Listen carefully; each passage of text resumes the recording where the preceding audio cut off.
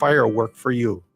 With your AM 950 weather, I'm Brett Johnson. Look for sunny skies today with a high near 84, tonight clear with a low around 66, and Wednesday sunny with a chance of thunderstorms and a high near 87.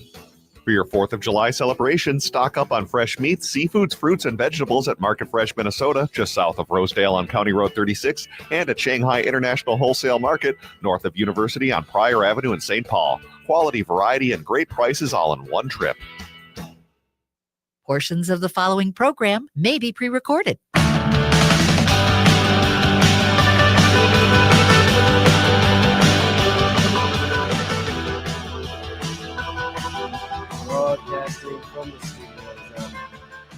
Broadcasting from the studios of AM 950 KTNF, the progressive voice of Minnesota, and airing on WCPT 820 Chicago's Progressive Talk. Welcome to the Gaily Show, the only daily LGBTQ progressive radio news and talk show in America. I'm your host, John Parker. In studio with me is Jim Pounds, my executive producer. We got a lot to get to today, and I'm still trying to organize all of my notes here on the big, beautiful suckers bill that just passed on Tuesday. We're also going to talk about on the show today the Supreme Court already getting ready to come for LGBTQ kids again, plus an update on the impacts of last week's Mahmoud versus Taylor decision. Over the weekend, LGBTQ cops weren't allowed to be in a pride parade with their guns, so they decided to boycott. And apparently the Trump administration is refusing to comply with yet another court order, this one related to the issuance of passports. But let's start with the big, beautiful suckers bill. Passed Tuesday, 3 Republicans defected. So Senator Tillis in North Carolina, Senator Collins in Maine, and Senator Paul in Kentucky. That meant that the vote on the bill was 50-50, so Vice President Vance was there to break the tie. Comes in at about 940 pages. The Congressional Budget Office, their official analysis over the weekend thus far, they haven't gone through apparently everything. They said it could be higher than this. This bill will add $3.9 trillion to the national debt. Now, if I recall correctly, there was a certain party in the United States that really didn't want any more money added to the debt. It was fiscally irresponsible to add to the debt. I know. I think. Right? Wasn't that what they said? Yeah. So I wonder. So this is more fiscal irresponsibility from the Republicans, I guess. Yeah. We are looking at $4.4 trillion in tax cuts. And the Senate bill, we need to do some, because what's going to happen next is that the House on Wednesday is going to take a look at the Senate bill, and now they both need to work together to come up with the final bill to send to the president's desk for his signature. Can I just point out, I said this before, I want to just say it again. The reason that this bill was even entertained was because tariffs were going to pay for it. And of course, the tariff swindle has turned out to be a swindle and not generated any measurable income. And that's why this bill will cause $5 trillion more debt, because he doesn't understand the economy, talked about tariffs. They didn't get us anywhere, but he's going to go through with the bill anyway. So it's like buying something when you look in your checking account and say, oh, I don't have any money, and you go buy it anyway. That's how irresponsible that is. And how they're trying to pay for it as well, in addition to the tariff revenue, was through cuts. So the Senate bill is going to borrow almost $1 trillion more than the House bill as it stands right now. It also fails. This is where it's going to be tricky to see what happens on Wednesday. The Senate bill fails to comply with the House's instructions for the reconciliation process. They said that it required $2 trillion of gross spending cuts. That's what the House was asking for. So this one, actually, the Senate one, falls short of that by about $500 billion. The wealthiest households under the Senate version will see a $12,000 increase to their net annual income. That's nice. Whereas the folks on the other end of the socioeconomic spectrum will pay $1,600 more. Yeah, we can year. drop dead, we average people, Yeah. apparently. But can I mention one specific cost? And that is, it is estimated, if you're all like, well, how is this going to affect me? They're I was going to anticipating. get to that. Oh, okay. Well, I'll wait for you to. Maybe No, I'll go jump. ahead. I'll jump on Go something. ahead. I was going to mention rural hospitals because I live in a rural area. Gordy and I live in near Shell Lake. There's a rural hospital in Shell Lake. It's expected that when they take away Medicaid funding, as many as 742 rural hospitals in the United States will be forced to close without that revenue. And I could certainly see where Shell Lake would be one of those. I want to believe that number. Do you know who was saying I 742? don't know the exact source, and of course it's an estimate because it depends on how the cuts to Medicaid are actually enacted. I want to be. I don't want to believe that number. I would expect that number to be more accurate than not, but I would want to. But we know that the people to be hurt the worst are the ones who voted for him. The people in rural areas in C and D counties are the ones who voted for him, and those are the hospitals with the least amount of room for something like that, of loss like that. And so it fully makes sense to me that rural hospitals will suffer far more than anyone else, whatever the exact number of hospitals is. Well, we are. Yeah, you jumped the gun here on the on the healthcare stuff. So I'm first, let's start with SNAP benefits. So the Senate version is doing a 20% cut in overall benefits in terms of a reduction, and then there will be increased work requirements. For the queer community, that's about 2 million LGBTQ folks who will be directly affected by these cuts in SNAP benefits. The Medicaid cuts are actually worse in the Senate version of the bill than in the House version. So the Senate version is about $930 billion over a decade to Medicaid and Medicare and the Affordable Care Act. This, according to the CBO. The House's version of the big, beautiful suckers bill is about $800 billion in cuts. Part of this is an increased work requirement of up to 80 hours a month and increased reporting requirements, so twice a year and not once a year during enrollment, which is right now, everybody does health insurance enrollment at the end of the year. Now they want to make it twice a year.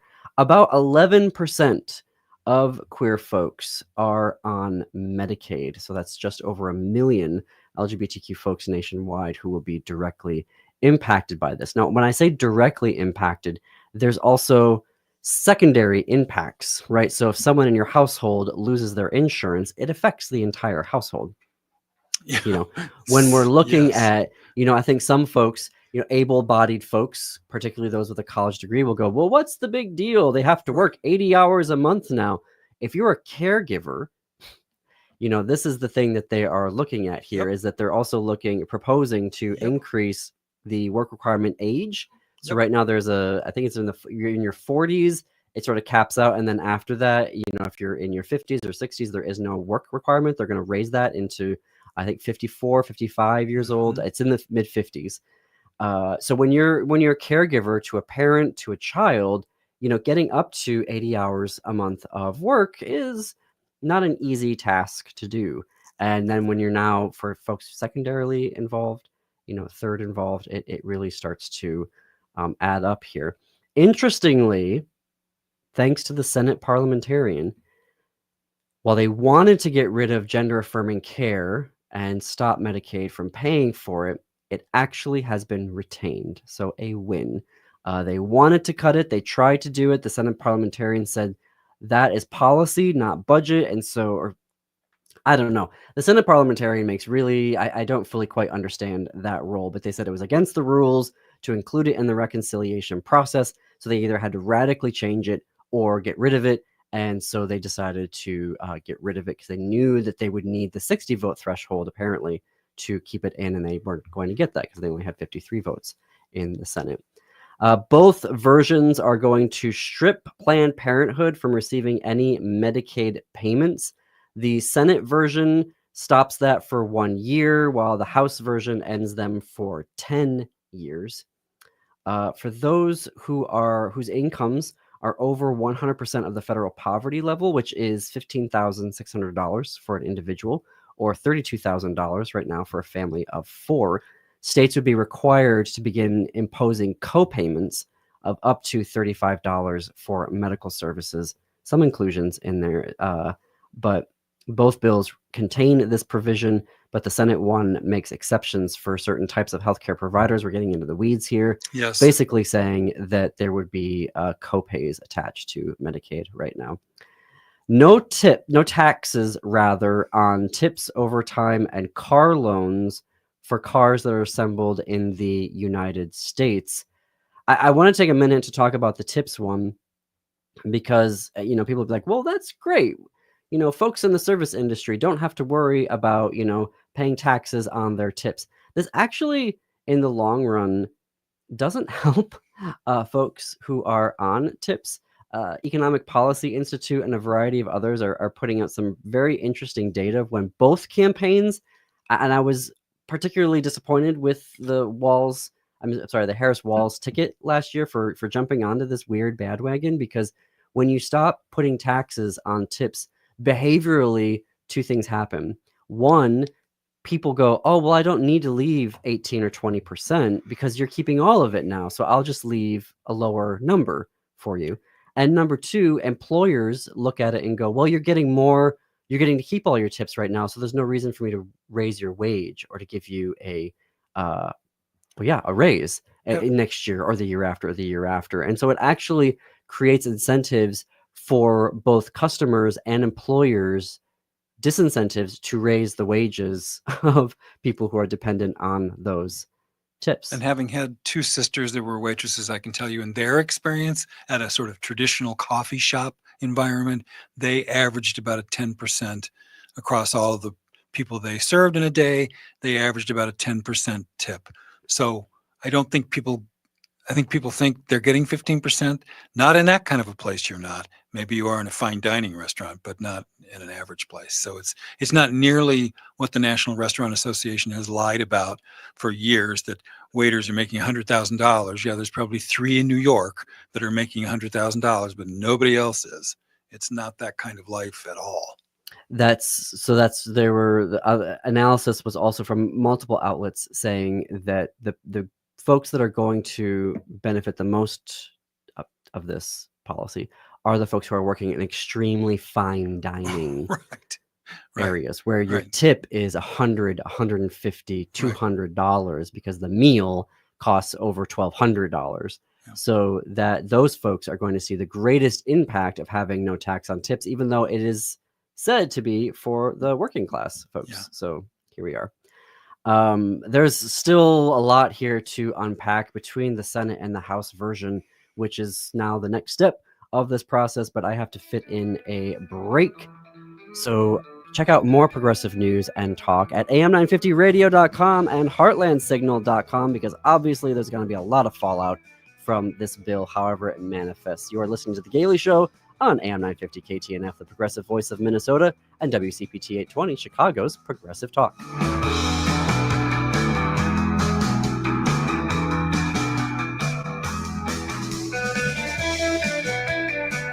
Greg Bakken here. I've told you about the out-of-the-world roast beef sandwiches at Maverick's Real Roast Beef, but I haven't told you about their Philly steak sandwiches, turkey bacon avocado sandwich, BLT, crispy chicken, fish sandwiches, brisket, or pulled pork. Okay, you get the idea. They make a lot of delicious food to the same standard as their famous roast beef sandwiches, and now I'm starving. I'm going to go to Maverick's Real Roast Beef off Lexington and Roseville, and you need to go too. Check out their menu at mavericksbeef.com. When was the last time you had your roof inspected for extreme weather and hail damage? This is Chad, owner of AM 950, to talk about the exterior construction company I trust, Snap Construction. If you've noticed new roofing projects in your neighborhood, your home was likely hit by hail last summer and experienced damage. Snap Construction is helping homeowners like you, and they're the roofing specialists I trust. They are the most well-reviewed contractor in the Twin Cities and have a ton of positive customer reviews from homeowners just like you. Even better, Snap Construction's installations are backed by a lifetime warranty, so you know you're dealing with a qualified roofing expert. You want to work with a company that will be here for a long time after the work is done. Snap Construction has handled thousands of claims and will help you through the process. Do yourself a favor and get a free roofing inspection so you have the facts and peace of mind you deserve. Call Snap Construction today at 612-333-SNAP. That's 612-333-SNAP, or visit snapconstruction.com. Woodland Stoves and Fireplaces is having their annual sale for the entire month of July. All of their indoor and outdoor fireplace products and accessories are at the lowest price of the year. Did you know that now there's also a 30% federal tax credit when you install an efficient wood heating stove or fireplace? At Woodland Stoves and Fireplaces, we can explain and show you the many options. We have the Twin Cities' widest selection of wood-burning stoves and fireplaces. I love my wood stove. We enjoy the sense of well-being we get by cutting and splitting wood to warm our home. Wood is our choice, but you may have other choices at Woodland Stoves and Fireplaces. Whether transforming an existing fireplace or adding something new, a clean-burning wood, gas, or electric fire can have you sitting pretty and cozy by the fire. Visit Woodland Stoves and Fireplaces at Riverside and East Franklin Avenue in Minneapolis or at woodlandstoves.com. Woodland Stoves and Fireplaces, since 1977, out of the ordinary products and services to make fire work for you. End-of-life decisions are not easy to make. Hi, I'm Mary T. of Mary T. Hospice Care. It's important to make sure that this difficult time is meaningful and comforting to you and your loved ones. Our hospice team provides an individualized program of physical, emotional, spiritual, and practical care so your loved one is comfortable and not in pain. At Mary T. Hospice, we understand that choosing the right hospice care provider can be overwhelming, but we're here to assist you. Learn more today at marytinc.com.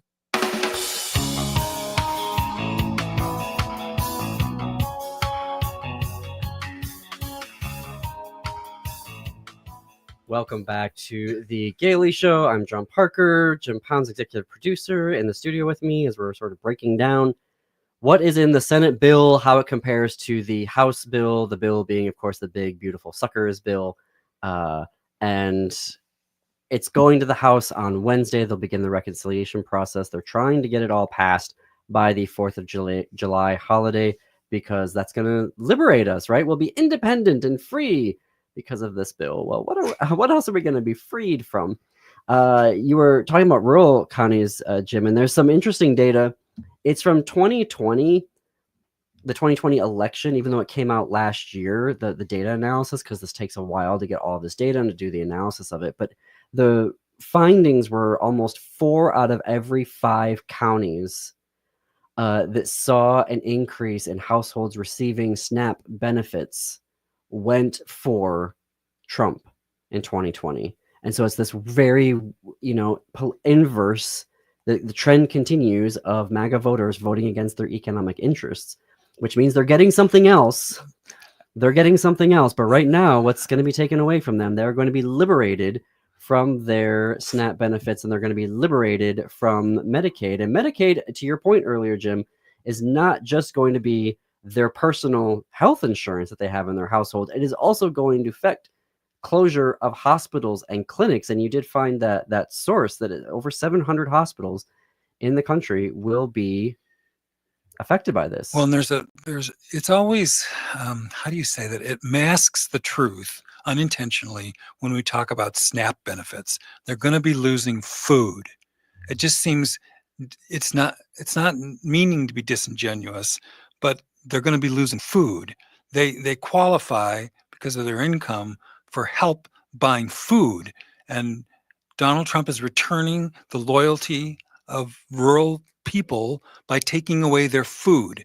And to me, that's more memorable than taking away SNAP benefits. It's just a language thing for me. Reducing food budget, but people have to eat. So what'll end up happening is they're not paying their electricity bill, or they're not paying their phone bill, or they're not their discretionary spending, as little as it is. This idea that people, who are making $15,000 a year or $25,000 a year have all of this discretionary income is such BS. As someone who spent many of my working years making between $15,000 and $25,000 a year, I can tell you there is no discretionary funding. So they decide which bill to pay and which bill not to pay this month, and actually, just to get through the month. What ends up happening is that it's all financed on credit. Yes. Right? So you're getting a credit card. You're trying to get extensions in your credit card. So that's increased credit limits. My mother did that to try to survive, and when she died, she had 18 credit cards to help her get through the time, and then, she passed away. Yeah. So and that was the situation we're in now. This is going to make a terrible situation unbearable for thousands of people. Unbearable. Mm-hmm. That's the big beautiful bill to make people's lives unbearable by the thousands. Well, as if you think it couldn't get worse. Oh, it does.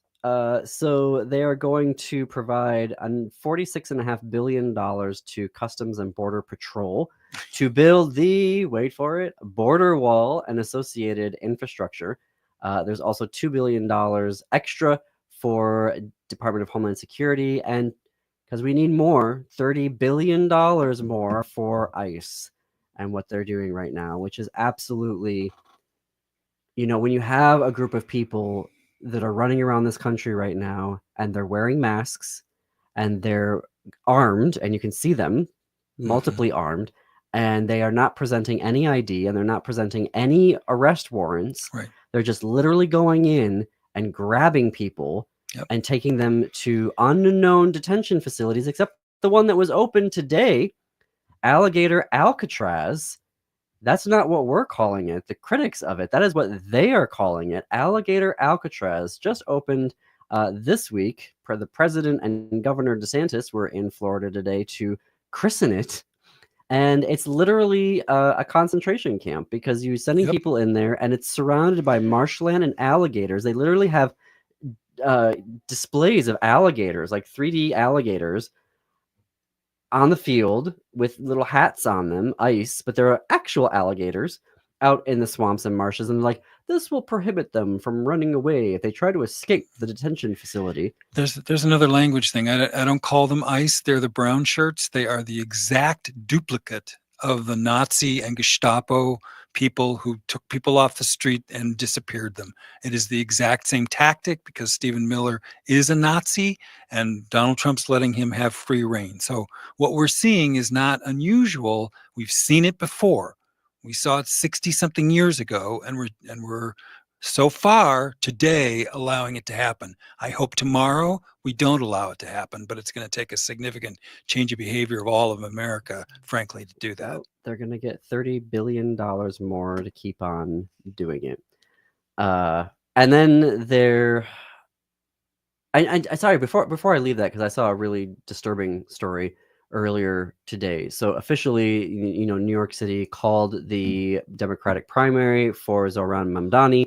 He won with 56% of the vote to Cuomo's 44% of the vote, and pretty significant win here, particularly when you look at the 2021 results, where he had over 100,000 more votes than Eric Adams did when Adams won in 2021.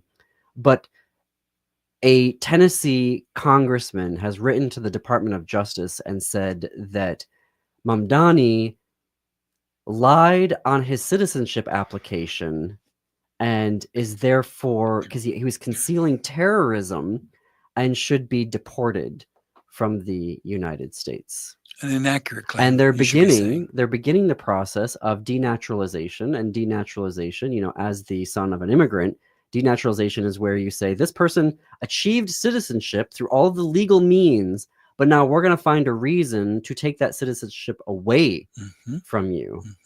I'm thinking of a particular eye doctor in St. Anthony. And as you say that, it's very, if we think that they're not going to do this, they were doing denaturalization in the first term. And now they're going to pick it up again. And it's there was a case last week on my birthday, so I know the date. It was June 23rd, where a Canadian individual was spirited away, disappeared, and died in an immigration concentration camp here in the United States because he was denied his epilepsy medication. I live with epilepsy. And so it was, and this guy was a major MAGA supporter. All of his social media was MAGA, MAGA, MAGA, Trump, Trump, Trump. And so I don't want to be like, well, it's not just people of color, but there's all these folks that think that their whiteness is going to protect them. Their MAGA votes are going to protect them. And it's not. There's another case of a Danish immigrant, white, the entire family, all the social media was MAGA, MAGA, MAGA, MAGA, MAGA. Spirited away from an immigration hearing where apparently he made one mistake on a form a number of years ago. And they said, yep, nope, you're gone. Yep. It's not America anymore. None of this analysis would be possible without our generous advertisers and sponsors. Shop with them. Tell them that you heard about them here on The Gailey Show. More after this break.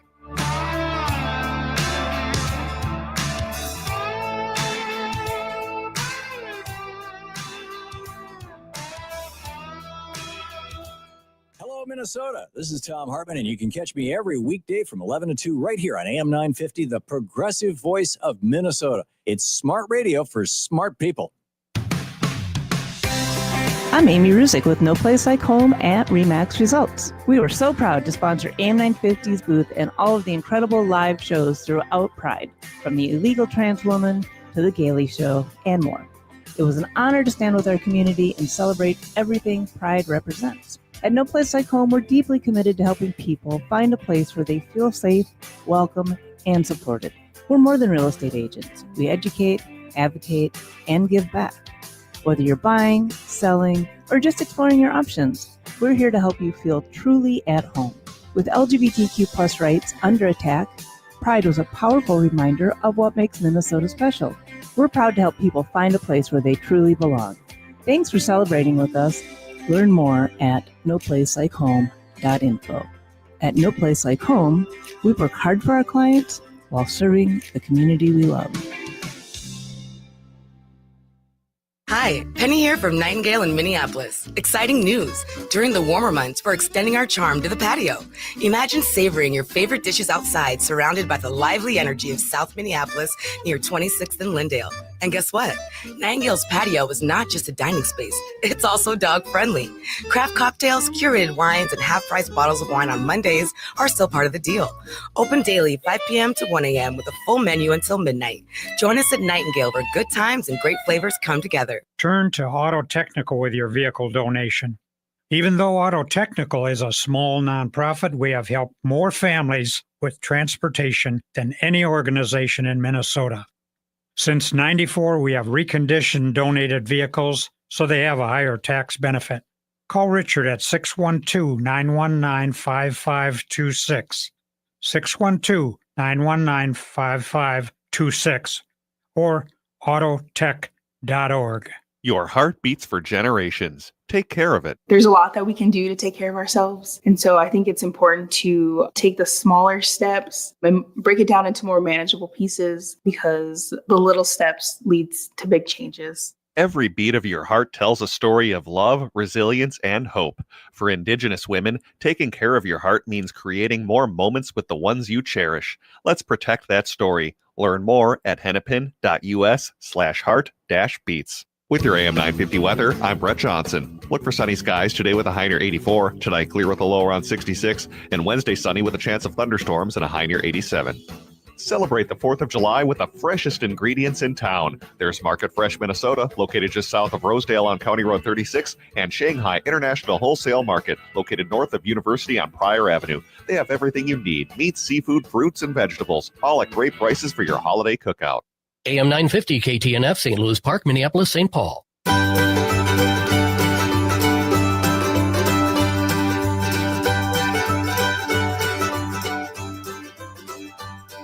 Coming to you from the studios of AM 950 KTNF, the progressive voice of Minnesota, and airing on WCPT 820, Chicago's Progressive Talk. Welcome back to The Gailey Show, the only daily LGBTQ progressive radio, news, and talk show in the United States. I am your host, John Parker. Jim Pounds, my executive producer, is in the studio with me. It is 33 minutes after the hour. If you're listening in the 2 p.m. Central Hour and you're in Minneapolis, St. Paul, or that general region, we can take your calls at 952-946-6205, 952-946-6205. And why I'm so specific about that geography is that I got another pair of free tickets today to Hidden Brain Perceptions Tour with Shankar Vedantam that is going to be at the State Theater in Minneapolis, Hennepin Avenue on Friday, July 11th at 6:30 p.m. So I am able to do a little bit of good news today and give away a pair of tickets to our first caller, 952-946-6205, 952-946-6205. Big question about the Hidden Brain. It's a podcast. It's been ongoing for a long time, I think over 10 years. The big question is, are there parts of our minds that are hidden from us? And the whole point of this podcast and the tour is about helping listeners and attendees, accomplish goals, improve relationships, develop a deeper understanding of their emotions and how the brain works and, does and doesn't do, helping us process things through, stuff. I can't explain it very well because I'm not a neuroscientist, but Shankar Vedantam has been studying this for a very long time, has 7 key insights from the first decade of Hidden Brain, brings those to the stage. And so, hey, on a Friday night, free tickets. You can go to Hidden Brain at the State Theater in Minneapolis, 6:30 p.m. First caller, 952-946-6205, claims that pair of tickets. The beautiful State Theater. I mean, it's almost worth going if somebody's never been to go see the State Theater because it's a beautiful, beautiful house. And hopefully it'll be a beautiful evening, no rain. You can just have a nice time downtown. 6:30, that's early. You get home early. Yeah, 952-946-6205, 952-946-6205. We can also take your calls about what you think about the big, beautiful suckers bill. But I guess where I want to pivot now, because I've gone through the main parts of the differences between the Senate and the House version. It's 940 pages, the Senate version, so obviously there's a lot more in there. Like there was an AI part that was supposed to get into the bill, but then everybody had an uproar, so the AI regulations were taken out of there. So obviously, and we'll have to see what happens with reconciliation starting on Wednesday, if they are going to what stays in, what gets out. Are they going to meet the July 4th deadline? But something that we've been talking about here on the Gailey Show for the past 6 months is, are the Democrats as a party going to have to get behind the bigness, the boldness of a policy agenda that will get us just back to quote unquote normal where we were with the Biden administration? So for instance, in the past 6 months, 75,000 federal employees accepted the weird Doge buyouts. 128,000 federal employees were fired and or laid off. So that's over 200,000 federal employees. Are we going to get behind? Is the Democratic Party going to have a platform that encourages people like ourselves to vote for it? Is that going to include, we're going to hire 200,000 federal positions in the next administration? Are they over 1,600 National Science Foundation? That's just the National Science Foundation grants. 1,600 of them were canceled, terminated since April.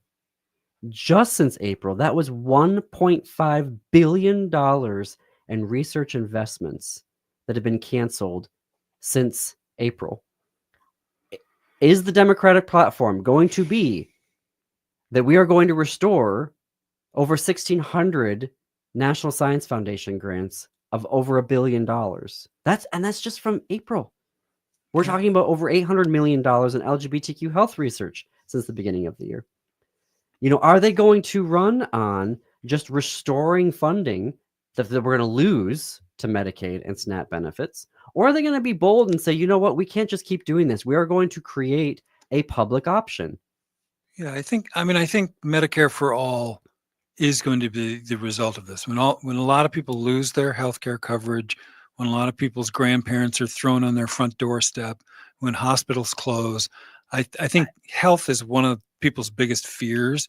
And I think it will be incumbent upon the Democrats to now say, all right, we're going to a public option or to Medicare for all. We're going to have national health insurance.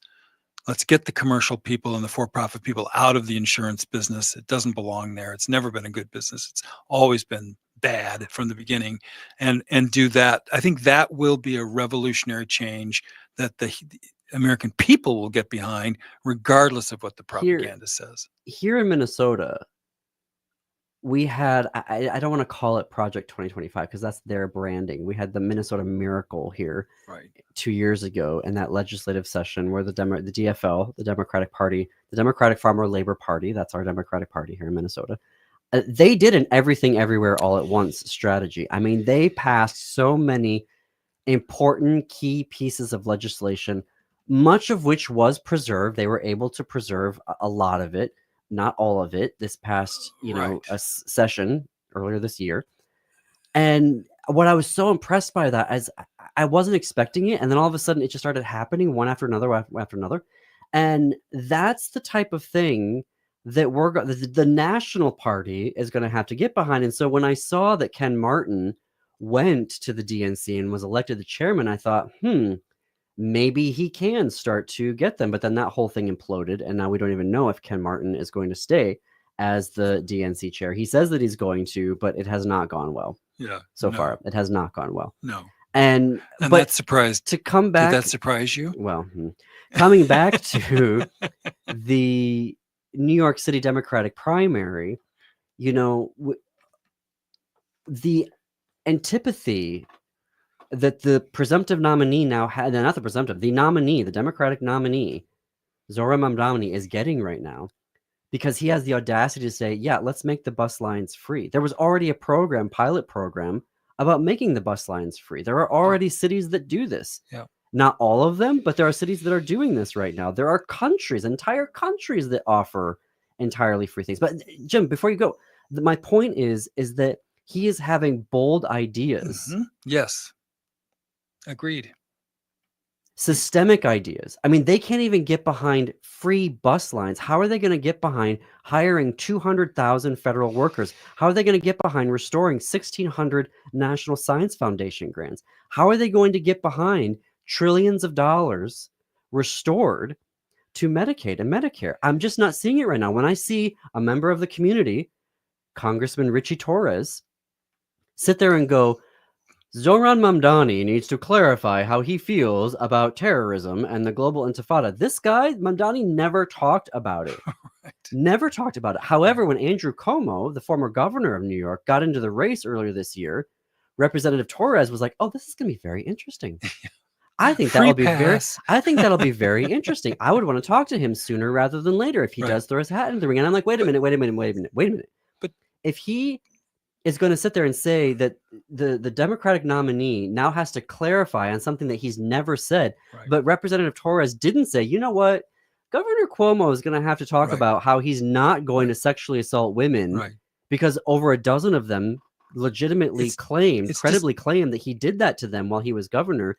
That Representative Torres was like, well, he's not going to have to clarify how he's going to handle nursing homes and how that won't happen again under his administration, where there was huge issues at that. So for me, I'm like, where is this going to go here?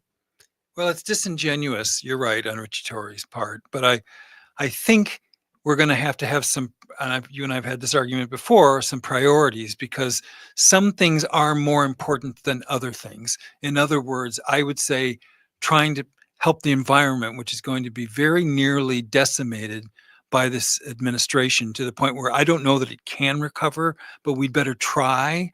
It might be more important than getting Pell Grants to kids that can't go to college, which will be tragic, but the environment might be more important than Pell Grants, or healthcare might be more important than helping small businesses. I don't know what those things are. This is my problem, is that you want to look at it as individual piecemeal policies, and a lot of people want to vote and think, and the Democratic establishment wants you to think this too. I'll give you a policy. I'll give you a policy. I'll give you a policy. And sometimes those policies will not make sense together as a coherent whole. And that's the problem I think that we have here, is that I want to vote for a value system. I don't want to vote for the policy that you're giving me right now, because sometimes the policy you're giving me does not make any sense with the other things that are happening over here, and they will counteract with each other. And the MAGA movement is coherent. It is a coherent worldview. It doesn't make any sense to me.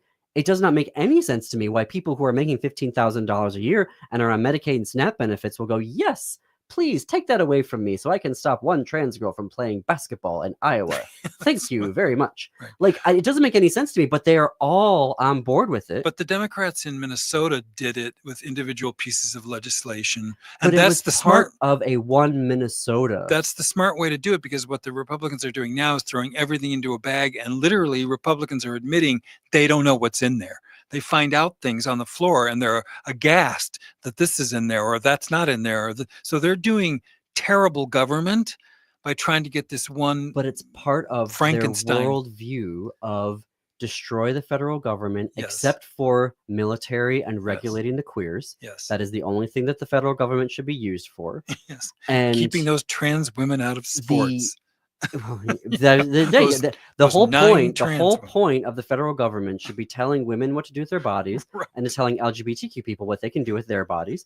And otherwise, it's all about military spending and Yeah. then shut it all down. And let all the poor And people die. One Minnesota, that platform, I think that was Walls's branding of his campaign. But what they were doing, the DFL, in that Minnesota Miracle legislative session was to say, we have a vision of Minnesota. We have a value system of Minnesota, and all of these things that we're passing right now, college tuition, healthcare, Right. giving a tax cut. They don't get credit for that. They did actually give a tax cut to people. All of those pieces of legislation were part of that value system. Right. And here, you MAGA's giving a value system, but at the national level, the Democrats are sitting there and going, the person, Torres again, Representative Torres wants to bring Elon Musk into the fold. Yeah. The article in blanking on what publication it was, but the headline was, the Democrats' redemptive arc for Elon Musk. I'm like, I'm sorry. You want to bring Elon Musk into the fold, but you want Zohran Mamdani, who has given you hundreds of thousands of new voters. Right. You want him kicked out of the party. Right. Right. Well, we have a conflict in our own party between corporate people that call themselves Democrats and real Democrats, in my opinion. And so there is going to be conflict, and the more people get behind the populist, this is what Bernie Sanders always represented, the populist version, the working class version of the Democratic Party. You get behind that, that's what we're going to push for, and that's how we're going to get real change, not from sounds like Richie Torres, sorry, gay brother, but you've missed the boat, and a lot of other Democrats who would even entertain a monster like Elon Musk. I mean, he needs to be buried 150 feet down in the ground in some bunker and throw the key away. Just leave him down there. That's a terrible human being. Weird. It's not even weird anymore. It is so damn frustrating to me that when it comes to trying to convert a MAGA person, it's yes, we need a big broad test. No big broad tent. No more purity tests.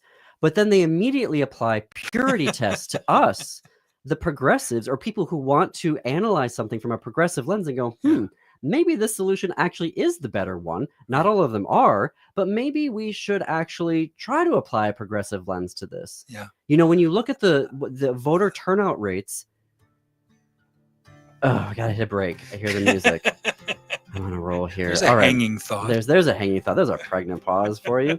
All right, we're gonna take a break here. I got a few other news stories that we got to get to as well today. You're listening to The Gailey Show. One last break, but lots still to get to here. Stay tuned. More after the break.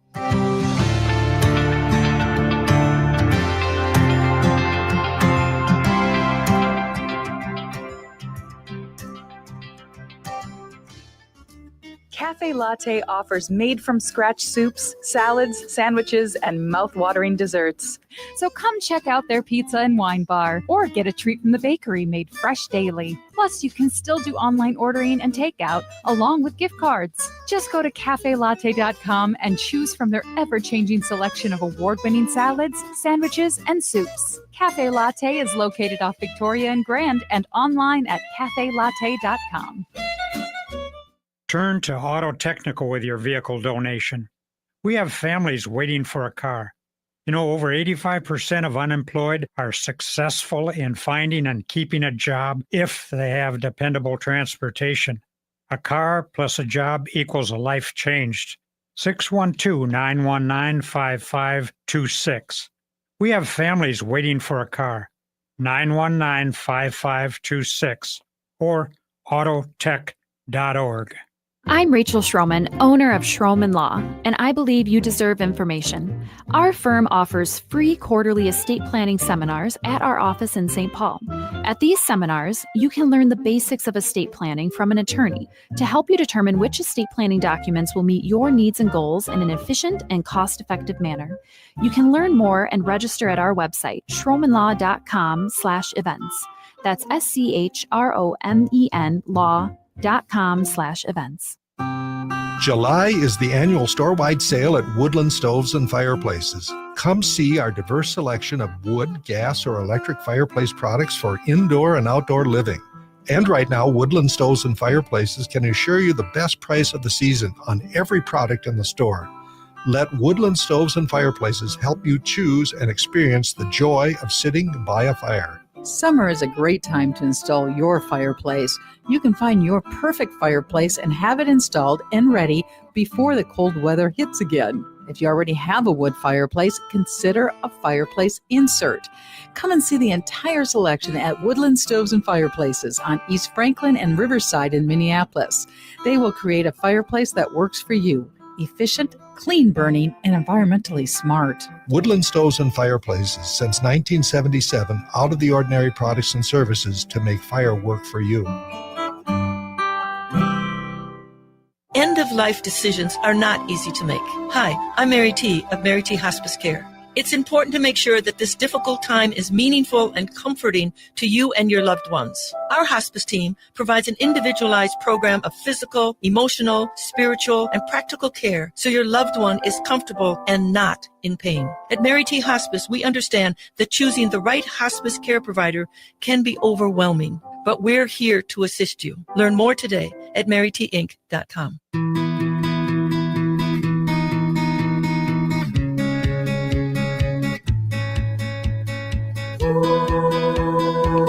Welcome back to the Gailey Show. We are coming up here on the top of the hour. I love that music track. It just kind of makes me more chill. More chill. Where I was going before the break is that I want a value system, a political movement that does not pit queer rights against undocumented people. I don't want to be sitting here and going, well, I got my policy, so I'm all good. But then everybody else around me is like, no, I don't want that. I don't want folks in the queer community to be going, yeah, I don't really have a position about undocumented people. I mean, they should have just came here legally, right? Like, I don't want that. I don't want that. You know, I don't want queer folks to be sitting here and going, yes, we should have asylum for people who are LGBTQ in Russia and in Chechnya, but I don't know if I want asylum for any other cases. Like, I want a coherent asylee policy. And not just policy. I want a movement on the left that brings all of this together as a movement and not constantly stabbed in the back. And I don't know. It's really easy for me to be here part of the chattering class and to pontificate about all of it. But I feel like there are models to look at. You know, the Minnesota Miracle Session from 2 years ago. You know, that they were doing that with one vote, and they passed a lot of progressive legislation to make this state structurally better. Yep. When you look at the excitement that people like Zoran Mamdani that they're getting from big, bold, progressive policy agenda, and you're bringing new people into the fold. Mm-hmm. You know, those voters are more gettable than trying to turn Republican, MAGA. So I want this movement on the left where even if we don't necessarily agree exactly on something, that we have a governing coalition. We have a democratic coalition, small d, not big D, where we can use democracy to solve that, where we're not sitting here and we're having a forgiveness tour, a blind eye tour from a guy who was credibly accused by over a dozen women of committing sexual harassment and assault towards them in his administration, or a mayor, Eric Adams, who is credibly accused of accepting bribes from a foreign government.